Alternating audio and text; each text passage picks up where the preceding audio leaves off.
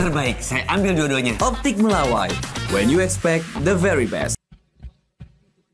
Assalamualaikum warahmatullahi wabarakatuh. Sampurasun.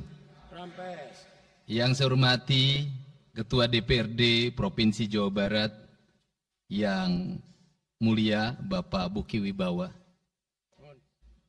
para wakil ketua Bapak Iwan Suryawan, ini tokoh politisi yang begitu kalem saat ada interupsi.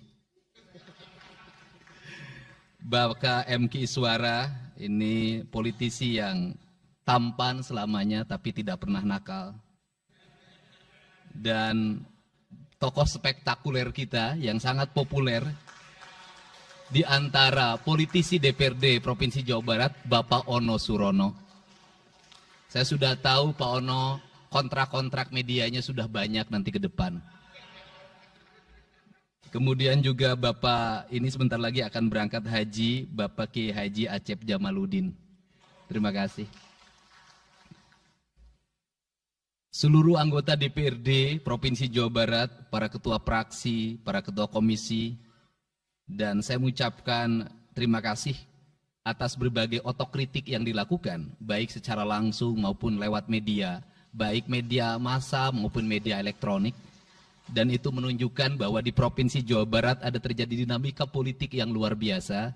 Semua orang memiliki concern pada hal yang menjadi tujuan kita, mewujudkan Jawa Barat istimewa dengan berbagai cara. Tugas DPR adalah bicara, itulah tugas DPR. Jadi kalau tidak bicara, mungkin DPRD dianggap tidak ada. Saya ucapkan terima kasih atas otokritiknya. Sekretaris Daerah Provinsi Jawa Barat, kemudian yang mewakili Pangdam 3 Siliwangi, yang mewakili Kapolda Jabar, yang mewakili Kejaksaan Tinggi Jawa Barat, dan khusus untuk Kejaksaan Tinggi Jawa Barat, saya sampaikan ucapan terima kasih, rasa hormat yang tinggi kepada Kejaksaan Agung Republik Indonesia atas tindakannya melakukan penahanan dan mentersangkakan Direktur Utama PT Sritek dan salah satu mantan pejabat BJB yang sudah resign atas kasus dugaan penyimpangan kredit, yaitu menyampaikan kredit ke Bank Jabar, mudah-mudahan tidak salah, kalau salah dikoreksi, sekitar 600 miliar rupiah tanpa agunan yang memadai. Dan ini langkah taktis, dan pemerintah Provinsi Jawa Barat melalui RUPS-nya sudah melakukan koreksi dan perubahan secara total sehingga peristiwa ini tidak akan mempengaruhi kinerja BJB. Saya ucapkan terima kasih. Dan semoga peristiwa ini tidak terjadi lagi di masa yang akan datang.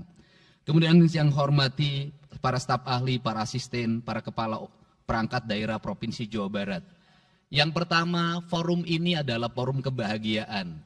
Ada yang berbahagia hari ini, yaitu seluruh warga Jawa Barat, di mana kita bisa menyelesaikan dua agenda, yaitu agenda pengesahan Raperda tentang investasi dan agenda tentang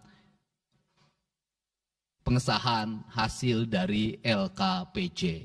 Seluruh rakyat Jawa Barat bergembira karena rencana kita dalam melaksanakan pembangunan akan berjalan dengan cepat. Tetapi barangkali para media sangat kecewa. Karena hari ini tidak kejutan-kejutan lagi sehingga viewernya mungkin agak menurun hari ini. Tetapi kita harus berkorban demi kepentingan rakyat Jawa Barat. Kita kesampingkan viewer, kita kesampingkan komen, kita utamakan kepentingan rakyat Jawa Barat. Sebenarnya konsep pidatonya sudah ada, tetapi saya mencoba menyatukannya.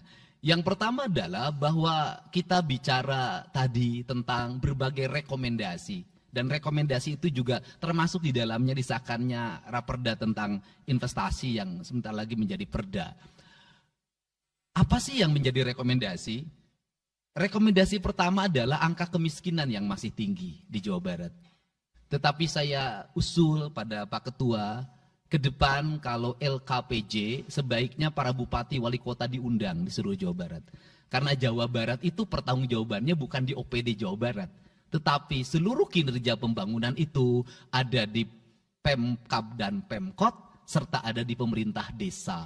Jawa Barat tidak memiliki rakyat yang terkelola secara langsung karena seluruh pengelolaannya ada di pemerintah kabupaten kota dan pemerintahan desa. Dan saya mohon nanti dipaparkan kemiskinan yang paling tinggi dalam perspektif BPS, dalam perspektif LKPJ dan analisisnya itu di kabupaten mana, bila perlu sampai di desa mana. Kemudian angka investasi tertinggi di kabupaten mana, angka investasi terendah di kabupaten mana, infrastruktur yang berproblem di kabupaten di mana, sehingga semuanya terpetakan dengan baik, sehingga nanti kita bisa mengorkestrasi antara pembangunan Provinsi Jawa Barat, pembangunan kabupaten kota, dan pembangunan desa secara bersama-sama dan berkeadilan. Kemudian yang kedua, bahwa investasi ini menjadi aspek yang utama dalam kinerja pembangunan Provinsi Jawa Barat hari ini. Kenapa? Karena satu, angka kemiskinan kita masih tinggi.